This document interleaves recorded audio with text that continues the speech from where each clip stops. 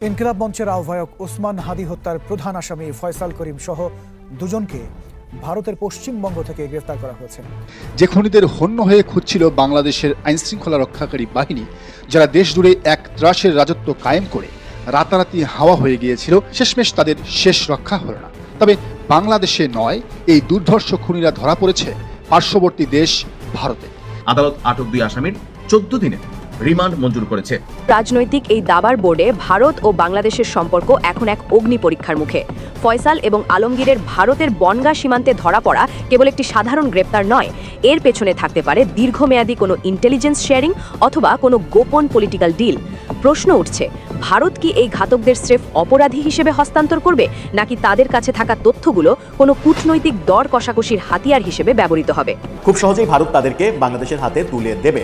যদি বাংলাদেশের হাতে ভারত তাদেরকে তুলে দেয়, তাদেরকে জিজ্ঞাসাবাদে তথ্য বেরিয়ে আসবে, কিংবা কলকাতা পুলিশও তাদেরকে জিজ্ঞাসাবাদে মূল তথ্য বের করে যদি আনতে পারে যে এরা যদি সত্যিই ওসমান হাদিকে গুলি করে থাকে, তাহলে কাদের নির্দেশে, কাদের অর্থায়নে, কাদের পরিকল্পনায় এই কাজটা তারা করেছে, কাদের স্বার্থে করেছে। অন্যদিকে দৈনিক আমার দেশের খবরে সিএটির বরাত দিয়ে বলা হয়েছে, এই দুই অভিযুক্তকে দেশে আনার প্রক্রিয়া চলছে। বিশেষজ্ঞরা মনে করেন ভারতের সাথে বাংলাদেশের বন্দী প্রত্যার্পণ চুক্তি আছে, সেটির মাধ্যমে ফয়সাল ও আলমগীরকে ফেরানো সম্ভব। 2016 সালে এই চুক্তিতে কিছু সংশোধনী এনে আসামি হস্তান্তরের প্রক্রিয়া আরো সহজ করা হয়েছে। আসসালামু আলাইকুম দর্শক, সিগন্যাল বিডি চ্যানেলের নতুন একটি গুরুত্বপূর্ণ নিউজ ভিডিও নিয়ে আপনাদের মাঝে হাজির হলাম। প্রিয় দর্শক, বাংলাদেশের বর্তমান রাজনৈতিক প্রেক্ষাপট নিয়ে ইতিমধ্যে অনেকগুলো ভিডিওর অংশবিশেষ আপনারা দেখেছেন এবং আশা করি দেখেই বুঝতে পেরেছেন আজকের ভিডিওটি কতটি গুরুত্বপূর্ণ এবং আকর্ষণীয় হতে চলেছে। তাই বলছি প্রিয় দর্শক, সবাই ধৈর্য সহকারে সম্পূর্ণ ঘটনাটি দেখবেন।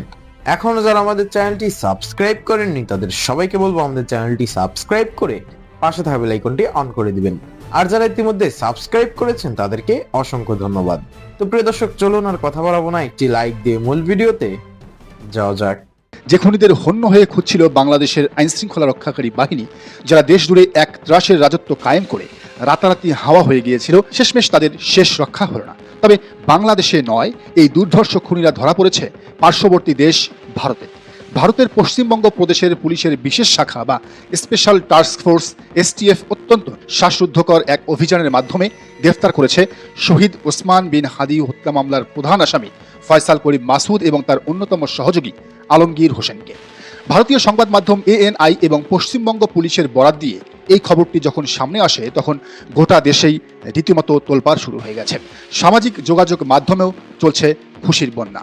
আজ আমরা আপনাদের জানাবো কিভাবে এই খুনিরা দেশ থেকে পালিয়েছিল, কিভাবে তারা ভারতের বিভিন্ন জায়গায় আত্মগোপন করেছিল এবং ঠিক কী উদ্দেশ্যে তারা পুনরায় বাংলাদেশে প্রবেশের ছক কষছিল।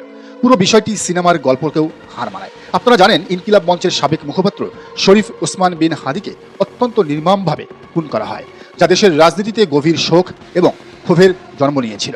এই হত্যাকাণ্ডের পর থেকেই প্রধান আসামি পটুয়াখালীর বাসিন্দা 37 বছর বয়সী রাহুল ওরফে ফয়সাল করিম মাসুদ এবং ঢাকার বাসিন্দা 34 বছর বয়সী আলমগীর হোসেন নিখোঁজ ছিল।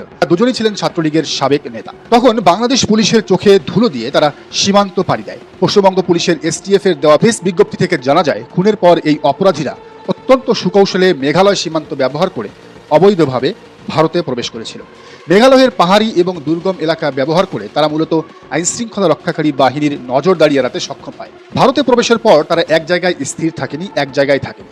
নিজেদের পরিচয় গোপন করে, আত্মগোপন করে, বারবার স্থান পরিবর্তন করে তারা ভারতের বিভিন্ন জায়গায় চলে গিয়েছিল। কিন্তু অপরাধী যতই চালাক হোক না কেন, আইনের হাত থেকে চিরকাল লুকিয়ে থাকা সম্ভব নয়। এসটিএফ এর কাছে একটি অত্যন্ত গোপন এবং বিশ্বাসযোগ্য তথ্য আসে যে বাংলাদেশে চাঁদাবাজি ও খুনের মতো গুরুতর অপরাধ সংঘটিত করে দুই পলাতক আসামি সীমান্ত এলাকায় অবস্থান করছে। তারা খবর পায় এই দুই খুনি পশ্চিমবঙ্গের বঙ্গা বা বনগাঁও সীমান্ত এলাকায় জড়ো হয়েছে। কিন্তু কেন তারা বনগাঁ এলো? এখানেই লুকিয়ে আছে তাদের নতুন এক ভয়ানক ষড়যন্ত্র। পুলিশের প্রাথমিক জিজ্ঞাসাবাদে বেরিয়ে এসেছে এক চাঞ্চল্যকর তথ্য। ভারতের বিভিন্ন জায়গায় লুকিয়ে থাকার পর তারা মূলত সুযোগ বুঝে পুনরায় বাংলাদেশে প্রবেশের জন্যই এই বনগাঁও সীমান্তকে বেছে নিয়েছিল। হয়তো তাদের পরিকল্পনা ছিল বাংলাদেশে ফিরে এসে নতুন কোনো রাজনৈতিক অস্থিরতা তৈরি করা অথবা পুরনো কোনো আক্রোশ মেটানো। কিন্তু 7 এবং 8 মার্চের মধ্যবর্তী রাতে, অর্থাৎ শনিবার দিবাগত মধ্যরাতে এসটিএফ এর চৌকস দল যখন বনগাঁও এলাকায় সাঁড়াশি অভিযান চালায়, তখন এই দুই পলাতক আসামির আর পালানোর কোনো পথ খোলা ছিল না। একেবারে হাতে নাতে গ্রেফতার হয় ফয়সাল করিম মাসুদ এবং আলমগীর হোসেন। গ্রেফতারের পর রবিবার তাদের যখন ভারতের সংশ্লিষ্ট আদালতে হাজির করা হয়, তখন তাদের বিরুদ্ধে অবৈধ অনুপ্রবেশ এবং অবস্থানের জন্য সুনির্দিষ্ট ধারায় মামলা দায়ের করা হয়। তার মানে তারা গ্রেফতারের অনেক পরেই আমরা জানতে পেলাম। আদালত তাদের পুরো ঘটনাটি বিস্তারিত তদন্তের জন্য পুলিশি হেফাজতে পাঠানোর নির্দেশ দিয়েছে। এখন প্রশ্ন হচ্ছে এরপরে কি হবে। যেহেতু তারা বাংলাদেশের একটি হাই প্রোফাইল হত্যা মামলার সাথে জড়িত, তাই তাদের দেশে ফিরিয়ে আনার প্রক্রিয়াটি এখন সবচেয়ে বেশি গুরুত্ব পাবে। বিএনপি সরকারের এখন প্রধান দায়িত্ব এই কাজটি করা। বাংলাদেশ সরকারকে এখন দ্রুততম সময়ের মধ্যে ভারতের সাথে কূটনৈতিক এবং আইনি যোগাযোগ স্থাপন করে এই খুনিদের দেশে ফিরিয়ে আনার ব্যবস্থা করতে হবে। শরীফ ওসমান বিন হাদির পরিবার এবং তার রাজনৈতিক সহযোদ্ধারা দীর্ঘদিন ধরে যে ন্যায় বিচারের অপেক্ষায় আছেন, এই গ্রেফতারের মধ্য দিয়ে সেই বিচারের পথ অবশেষে উন্মুক্ত হলে বলে আশা করা যায়। এই খুনিদের দেশে এনে কঠোর জিজ্ঞাসাবাদের মাধ্যমে বের করতে হবে ওসমান হাদি হত্যাকাণ্ডের পেছনে আর কারা কারা জড়িত ছিল, এর মাস্টার মাইন্ড এবং ভারতে পালিয়ে যাওয়ার ক্ষেত্রে তাদের কারা আর্থিকভাবে রাজনৈতিকভাবে সহযোগিতা করেছিল। রাজনীতির মাঠে মতাদর্শগত পার্থক্য থাকতে পারে, কিন্তু দিনের পর দিন চাঁদাবাজি এবং গুপ্তহত্যার মতো জঘন্য অপরাধ করে পার পেয়ে যাওয়ার যে সংস্কৃতি, তা এই নতুন বাংলাদেশে আর চলতে দেওয়া যাবে না। ফয়সাল করিম মাসুদ এবং আলমগীর হোসেনের এই পরিণতি দেশের অন্যান্য অপরাধীদের জন্য একটি কড়া সতর্কবার্তা যে সীমান্ত পার হয়ে গেলেই অপরাধের থেকে দায় মুক্তি পাওয়া যায় না। আমরা এই ঘটনার প্রতিটি আপডেটের দিকে কড়া নজর রাখছি। তবে দর্শক, একটি বিষয় মাথায় রাখতেই হবে, এই গ্রেফতার নিয়ে আমরা হয়তো সাময়িক স্বস্তি পাচ্ছি, কিন্তু ঠিক এই জায়গাটিতেই আমাদের সবচেয়ে বেশি সতর্ক থাকতে হবে। কারণ ইতিহাসের পাতা উল্টালে আমরা এমন অনেক ঘটনার সাক্ষী হই যেখানে মাঠ পর্যায়ের খুনিদের ধরে মূল হোতাদের আড়াল করার এক সুনিপুণ নাটক সাজানো হয়। আপনাদের নিশ্চয়ই 2018 সালে তুরস্কের ইস্তাম্বুলে সৌদি সাংবাদিক জামাল খাগোশির সেই রোমহর্ষক হত্যাকাণ্ডের কথা মনে আছে। সেই নৃশংস ঘটনার পর যখন বিশ্বজুড়ে নিন্দার ঝড় উঠল এবং তোলপাড় শুরু হলো, তখন পরিস্থিতি সামাল দিতে সৌদি সরকার তড়িঘড়ি করে বেশ কয়েকজনকে গ্রেফতার করলো, এমনকি কয়েকজনকে ফাঁসি দড়িতেও ঝোলাল। গোটা বিশ্বকে দেখানোর চেষ্টা করলো যে ন্যায় বিচার প্রতিষ্ঠিত হয়েছে। কিন্তু আসল সত্য ঘটনা কি ছিল? সেই হত্যাকাণ্ডের যিনি মূল নির্দেশদাতা, যিনি হুকুমের আসামি, সেই মোহাম্মদ বিন সালমান বা MBS এর কিন্তু টিকটিকিও কেউ ছুঁতে পারে। মূল হোতাকে সম্পূর্ণ ধরাছোঁয়ার বাইরে রেখে রাষ্ট্রীয় ক্ষমতার জোরে কেবল ভাড়াটে খুনিদের শাস্তি দিয়ে পুরো ঘটনাটি ধামাচাপা দেওয়া হয়েছিল অত্যন্ত চতুরতার সাথে। আজ ইনকিলাব মঞ্চের সাবেক মুখপাত্র শরীফ ওসমান বিন হাদির হত্যাকাণ্ডের ক্ষেত্রেও ঠিক একই রকম একটি গভীর ষড়যন্ত্রের গন্ধ পাওয়া যাচ্ছে। পশ্চিমবঙ্গ পুলিশের হাতে ফয়সাল করিম মাসুদ এবং আলমগীর হোসেনের এই আকস্মিক গ্রেপ্তার কি কেবলই পুলিশের সাফল্য, নাকি এর পেছনে রয়েছে অন্য বড় কোনো রাজনৈতিক অঙ্ক? আমাদের গভীরভাবে ভাবতে হবে। আপাত দৃষ্টিতে এই দুজনকে আটকের মাধ্যমে ওসমান হাদি মার্ডারের পেছনের আসল হুকুমের আসামিকে খাগোশি হত্যাকাণ্ডের মতোই একইভাবে আড়াল করার কোনো সূক্ষ্ম ব্লুপ্রিন্ট বাস্তবায়িত হতে যাচ্ছে কিনা। বাংলাদেশের ত্রয়োদশ জাতীয় সংসদ নির্বাচনের তফসিল ঘোষণার পরদিন গত বছরের 12ই ডিসেম্বর দুপুরে রাজধানীর বিজয়নগর পানির ট্যাঙ্কির সামনে গুলিবিদ্ধ হন ওসমান হাদি। ইনকিলাব মঞ্চের আহ্বায়ক ওসমান শরীফ হাদি ঢাকা 8 আসনের স্বতন্ত্র প্রার্থী হিসেবে নির্বাচনে প্রতিদ্বন্দ্বিতা করতে চেয়েছিলেন। এজন্য তিনি বেশ কিছুদিন ধরে গণসংযোগ করে আসলেন। গত বছর 12ই ডিসেম্বর জুমার নামাজের কিছুক্ষণ পরে রাজধানীর পুরানো পল্টনের কালভার্ট রোডে রিকশায় থাকা ওসমান হাদিকে গুলি করে দুর্বৃত্তরা। ওই সময় একটি ভিডিওতে দেখা যায় একটি মোটর সাইকেলে করে দুজন লোক এসে কাছ থেকে হাদির মাথায় গুলি করে। পরে ওসমান হাদিকে উন্নত চিকিৎসার জন্য সিঙ্গাপুরে নেওয়া হয়। সেখানে 18ই ডিসেম্বর তিনি মারা যান। ওই ভিডিওর ভিত্তিতে পুলিশ দাবি করছিল অটো রিকশায় থাকা হাদিকে গুলি করা মোটরসাইকেলের পিছনে ছিলেন ফয়সাল এবং সেটি চালাচ্ছিলেন আলমগীর। হাদি গুলিবিদ্ধ হওয়ার পর গত 14ই ডিসেম্বর ইনকিলাব মঞ্চের সদস্য সচিব আব্দুল্লাহ আল জাবের বাদী হয়ে হত্যা চেষ্টার মামলা করেন। পরে মামলাটিতে দণ্ডবিধির 302 ধারা যুক্ত হয়। এরপর থানা পুলিশের হাত ঘুরে মামলার তদন্তের দায়িত্ব দেওয়া হয় ডিবি পুলিশকে। তদন্ত শেষে সাবেক ওয়ার্ড কাউন্সিলর তাইজুল ইসলাম চৌধুরী বাপ্পি, ফয়সাল করিম মাসুদ সহ 17 জনকে আসামি করে গত 6ই জানুয়ারি হাদি হত্যা মামলার অভিযোগপত্র জমা দেয় গোয়েন্দা পুলিশ। তবে ডিবির দেওয়া চার্জশিটে অসন্তোষ প্রকাশ করে গত 15ই জানুয়ারি আদালতে নারাজি আবেদন দাখিল করেন মামলার বাদী। আদালত সেই আবেদন গ্রহণ করে মামলাটি অধিকতর তদন্তের জন্য সিআইডিকে নির্দেশ দেন। ডিবির দাখিল করা চার্জশিটে মোট 17 জনকে অভিযুক্ত করা হয়েছে, যাদের মধ্যে 11 জন বর্তমানে কারাগার এবং প্রধান আসামি ফয়সাল সহ 6 জন পলাতক আছে। অধিকতর তদন্তের দায়িত্ব পাওয়ার পর সিআইডি নতুন করে মোহাম্মদ রুবেল নামের একজনকে গ্রেপ্তার করে। রুবেলকে দ্বিতীয় দফায় 3 দিনের রিমান্ডে নেওয়ার পর তিনি আদালতে স্বীকারোক্তিমূলক জবানবন্দি ইতিমধ্যে দিয়েছেন। পরে তাকেও কারাগারে পাঠানো হয়েছে। অর্থাৎ এই মামলায় মোট 12 জন কারাগারে আছেন। ডিবির চার্জশিটে 17 আসামির মধ্যে প্রধান আসামি ছিলেন ফয়সাল করিম মাসুদ ও আলমগীর হোসেন ছিলেন দ্বিতীয়। হাদি হত্যা মামলার প্রধান এই 2 অভিযুক্তের অবস্থান নিয়ে সামাজিক মাধ্যমে বেশ কয়েকটি তথ্য ছড়িয়ে পড়ে। এক পক্ষ দাবি করছিল এরা বাংলাদেশের ভেতরেই আছে, আর এক পক্ষ দাবি করছিল তারা ভারতে পালিয়ে গেছে। আবার ফয়সাল নিজে 2 দফা ভিডিও বার্তা দিয়ে বলছিলেন তিনি দুবাইতে অবস্থান করছেন এবং হত্যাকাণ্ডের সাথে তাকে ফাঁসানো হয়েছে। গত 28 ডিসেম্বর ঢাকায় সংবাদ সম্মেলনে ডিএমপির অতিরিক্ত কমিশনার এস এন নজরুল দাবি করেছিলেন, ফয়সাল ও তার সহযোগী আলমগীর হত্যাকাণ্ডের পরপরই সীমান্ত পার হয়ে মেঘালয় যান। তাদের দুজনকে সহায়তার অভিযোগে মেঘালয় পুলিশ দুজনকে গ্রেপ্তার করেছে বলেও জানান তিনি। সেদিন তিনি বলেন, ফয়সাল ও আলমগীর প্রথমে ঢাকা থেকে সিএনজিতে করে আমিনবাজারে যান, সেখান থেকে মানিকগঞ্জের কালামপুরে ও পরে প্রাইভেট গাড়ি করে ময়মনসিংহের হালুয়াঘাটে পৌঁছান। ঘটনার বর্ণনা দিতে গিয়ে বাংলাদেশ পুলিশের ওই কর্মকর্তা তখন বলেছিলেন, ফিলিপ নামে একজন তাদেরকে সীমান্ত পার করে পুত্তি নামে একজনের কাছে হস্তান্তর করে, তারপর সামি নামে আরেক ট্যাক্সি ড্রাইভারের কাছে তাকে দেওয়া হয়। সামি তাদেরকে মেঘালয়ের তুরা শহরে পৌঁছে দেয়। পুলিশ কর্মকর্তা নজরুল সেদিন বলেছিলেন, অনানুষ্ঠানিক চ্যানেলে তারা মেঘালয় পুলিশের সঙ্গে যোগাযোগ করে জানতে পেরেছেন সেখানে তারা পুত্তি ও সামিকে গ্রেপ্তার করেছে। তবে এই সংবাদ সম্মেলনের ঘণ্টা 2 পরই ফয়সালের ভারতে অবস্থান করা এবং দুজনকে গ্রেপ্তারের কথা অস্বীকার করে বিএসএফ ও মেঘালয় পুলিশ। মেঘালয় পুলিশ সদর দপ্তরের এক কর্মকর্তার বরাতে সেদিন হিন্দুস্তান টাইমসের প্রতিবেদনে বলা হয়েছিল, বাংলাদেশ পুলিশের পক্ষ থেকে আনুষ্ঠানিক বা অনানুষ্ঠানিক কোনো যোগাযোগ করা হয়নি। প্রতিবেদনে উল্লেখিত অভিযুক্তদের কাউকে গারো পাহাড়ে খুঁজে পাওয়া যায়নি এবং কোনো গ্রেপ্তারও করা হয়নি। হাদি হত্যায় অভিযুক্ত ফয়সাল ও আলমগীরের সীমান্ত পার হওয়া বা এ ঘটনায় পুত্তি ও সামি নামে দুজনের ভূমিকার পক্ষে কোনো গোয়েন্দা তথ্য, সরেজমিনের যাচাই বা অভিযানগত কোনো প্রমাণ নেই বলেও প্রতিবেদনে বলা হয়। ওই সময় একাধিক ভিডিও বার্তা দেন ফয়সাল করিম। তিনি দুবাইয়ে অবস্থান করেছেন দাবি করে তিনি আরব আমিরাতের মাল্টিপল এন্ট্রি ভিসার ছবি ভিডিওতে দেখান। শেষ পর্যন্ত ভারত থেকে ফয়সালের গ্রেপ্তারের তথ্য পাওয়া গেল। রোববার ভারতের সংবাদ মাধ্যমে পশ্চিমবঙ্গ রাজ্য পুলিশের স্পেশাল টাস্কফোর্স বা এসটিএফ এর বিজ্ঞপ্তির বরাতে ফয়সাল ও আলমগীরকে গ্রেপ্তারের তথ্য দিল। ওই বিজ্ঞপ্তির বরাতে রোববার সন্ধ্যায় বার্তা সংস্থা ANI এর প্রতিবেদনে বলা হয়, শনিবার রাতে পশ্চিমবঙ্গের উত্তর 24 পরগনা জেলার বনগাঁ থেকে তাদের গ্রেপ্তার করা হয়। এসটিএফ বলছে, গোপন সংবাদের ভিত্তিতে এই অভিযানে নামে তারা। 2 বাংলাদেশি তাদের দেশে চাঁদাবাজি, হত্যা সহ গুরুতর অপরাধ করে ভারতে অনুপ্রবেশ করেছে বলে পুলিশের কাছে গোপন ও বিশ্বাসযোগ্য তথ্য ছিল। তারা সুযোগ পেলে বাংলাদেশে ফিরে যাওয়ার উদ্দেশ্যে বনগাঁ সীমান্ত এলাকায় আশ্রয় নেওয়ার চেষ্টা করছিল। এই তথ্যের ভিত্তিতে শনিবার গভীর রাতে বনগাঁ এলাকায় অভিযান চালিয়ে তাদের গ্রেপ্তার করা হয়। প্রাথমিক জিজ্ঞাসাবাদে পাওয়া তথ্যের বরাতে এসটিএফ বলছে, ফয়সাল করিম ও সহযোগী আলমগীর হোসেন বাংলাদেশের রাজনৈতিক কর্মী ওসমান হাদিকে হত্যা করে ভারতে পালিয়ে যায়। মেঘালয়ের সীমান্ত দিয়ে তারা অবৈধভাবে ভারতে প্রবেশ করে এবং ভারতের বিভিন্ন স্থানে ঘোরাফেরার পর বাংলাদেশে ফেরার উদ্দেশ্যে শেষ পর্যন্ত বনগাঁয় যায়। এ বিষয়ে মামলা করা হয়েছে জানিয়ে এসটিএফ বলছে, রোববার আদালতে হাজির করার পর তাদের পুলিশ হেফাজতে পাঠানো হয়েছে। দৈনিক আমার দেশের এক খবরে বলা হয়েছে, আদালত তাদের 14 দিনের জন্য পুলিশ রিমান্ডে পাঠানোর নির্দেশ দিয়েছেন। দর্শক, 24-এর আন্দোলনে আওয়ামী লীগ সরকারের পতনের পর থেকে শীতল হয়ে আসা ভারত বাংলাদেশের সম্পর্ক যখন একটা পরিবর্তনের আকাঙ্ক্ষার মধ্যে, তখনই প্রতিবেশী দেশটি থেকে এই দুজনকে গ্রেপ্তারের খবর এলো। ঢাকা 8 আসনের সম্ভাব্য প্রার্থী ওসমান হাদির গুলিবিদ্ধ হওয়ার ঘটনা সে সময় বাংলাদেশে ব্যাপক ক্ষোভের জন্ম দেয়। এজন্য ভারতকে দায়ী করেও তখন বিক্ষোভ হয়।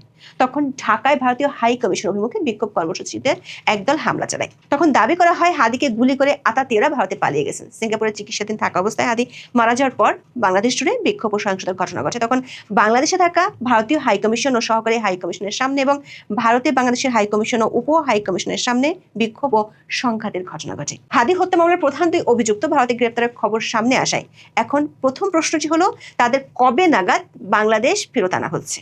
বাংলাদেশ পুলিশের পক্ষ থেকে এ নিয়ে 2 ধরনের বক্তব্য পাওয়া যাচ্ছে।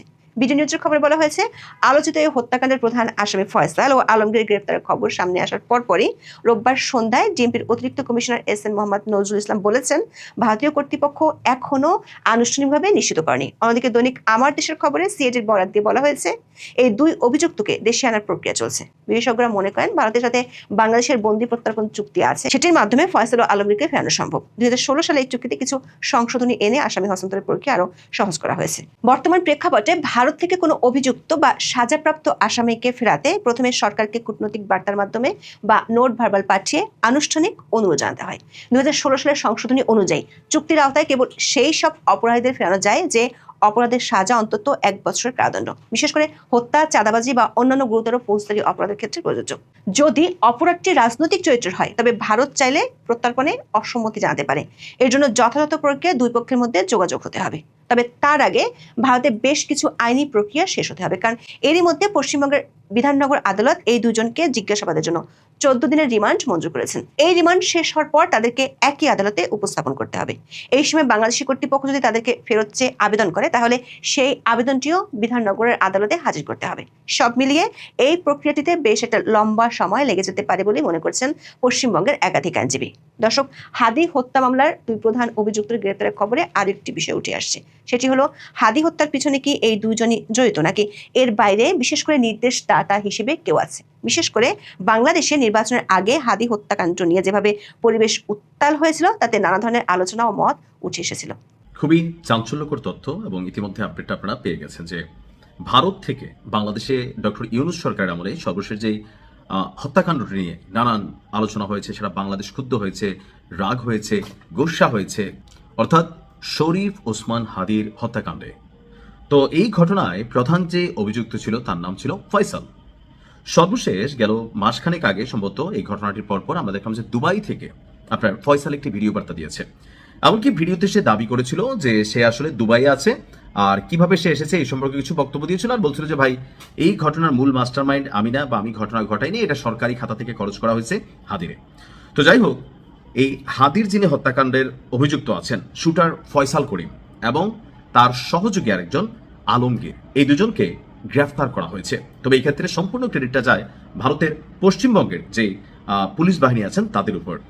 গতকালকে পশ্চিমবঙ্গ পুলিশের স্পেশাল টাস্ক ফোর্স এক বিবৃতিতে এই তথ্য জানিয়েছে। বলা হচ্ছে যে গোপন সূত্রে এসটিএফ খবর পায় বাংলাদেশের চাঁদাবাজি, খুনসহ একাধিক গুরুতর অপরাধ করার পর 2 জন বাংলাদেশি নাগরিক আপনার দেশ থেকে পালিয়ে অবৈধভাবে ভারতে অনুপ্রবেশ করেছে।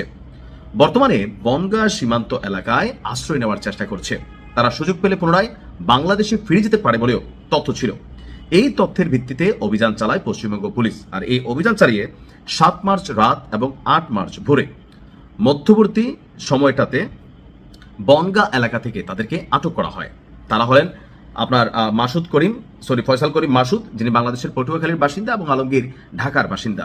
তো প্রাথমিক জিজ্ঞাসাবাদে কিছু তথ্য দিয়েছে, যেটা জানা গেছে পুলিশের বক্তব্য হচ্ছে ভারতের পশ্চিমবঙ্গের যে ফয়সাল করিম মাসুদ এবং আলমগীর হোসেন বাংলাদেশে রাজনৈতিক কর্মী ওসমান হাদি যে হত্যাকাণ্ড সেখানে জড়িত ছিল। হত্যাকাণ্ডের পর তারা পালিয়ে যান এবং মেঘালয় সীমান্ত দিয়ে অবৈধভাবে তারা ভারতে প্রবেশ করেন। পরে বিভিন্ন সময় ভারতের বিভিন্ন স্থান ঘুরে পশ্চিমবঙ্গের বনগাঁ এলাকায় আসেন এবং সেখান থেকে আবার বাংলাদেশে ফিরে যাওয়ারই পরিকল্পনা করছিল। এই ঘটনায় অলরেডি একটি মামলা করা হয়েছে। আটক দুজনকে সংশ্লিষ্ট আদালতে হাজির করার পর পুলিশ হেফাজতে পাঠানো হয়েছে। আদালত আটক 2 আসামির 14 দিনের রিমান্ড মঞ্জুর করেছে। বলা হচ্ছে যে গত 14 ডিসেম্বর আমরা যেই মূল এই ঘটনা দেখলাম, সারা বাংলাদেশ কাঁপলো। তো এরপরই আপনার পালিয়ে গিয়েছিল ময়মনসিংহ সীমান্ত দিয়ে। তারা দুজন কোন সীমান্তে পালাইছে? ময়মনসিংহ সীমান্ত দিয়ে। বিশ্বস্ত সূত্রের বরাত দিয়ে যমুনা টেলিভিশনের ময়মনসিংহের ব্যুরো চিফ যিনি আছেন তিনি বলছেন যে এই 2 শুটার ফয়সাল এবং আলমগীর গেল শুক্রবার ময়মনসিংহের হালুয়াঘাট উপজেলার ভুটিয়াপাড়া সীমান্ত দিয়ে মোটরসাইকেল যোগে পালিয়ে গেছে। ঘটনার পরপর একটি প্রাইভেট কারে প্রথমে মিরপুর থেকে আশুলিয়া, পরে গাজীপুর হয়ে ময়মনসিংহে ঢুকেন। ময়মনসিংহে এসে সেই প্রাইভেট কার তারা আবার পাল্টে ফেলেন। তারা অন্য একটি প্রাইভেট কারে করে উপজেলার ধারা বাজার পেট্রোল পাম্পে পৌঁছেন। সেখান থেকে স্থানীয় এক ব্যক্তি তাদের মোটরসাইকেল যোগে ভুটিয়াপাড়া সীমান্তে নিয়ে যায়। স্থানীয় ওই ব্যক্তিকে এখনো আটক করতে পারেনি পুলিশ। তবে সেই সীমান্ত এলাকায় অবস্থান করা অন্য যে 2 জন ছিল তাদেরকে পুলিশ আটক করেছে, তাদের কাছ থেকে তথ্য নিচ্ছে। তাদেরকে সীমান্ত পার করে ভারতে পাঠিয়ে দেওয়া হয়। পরে ভারত থেকে আরেকজন তাদেরকে রিসিভ করে নেয়। এখন তার কাছ থেকে আসলে কি স্টেটমেন্ট আসে সেটা শুনলে আমরা হয়তো একটু ক্লিয়ার হব। প্রিয় দর্শক, ইতিমধ্যে আপনারা আমাদের পুরো ভিডিওটি দেখেছেন। ভিডিওটি দেখে কি জানলেন এবং বুঝলেন অবশ্যই আপনাদের মূল্যবান মতামতটা আমাদের কমেন্ট বক্সে জানাতে ভুলবেন না। এখনো যারা আমাদের চ্যানেলটি সাবস্ক্রাইব করেননি তাদের সবাইকে বলবো আমাদের চ্যানেলটি সাবস্ক্রাইব করে পাশে থাকা বেল আইকনটি অন করে দিবেন এরকম নিত্য নতুন প্রতিদিন গরম গরম নিউজ আপডেট পেতে। ধন্যবাদ সবাইকে।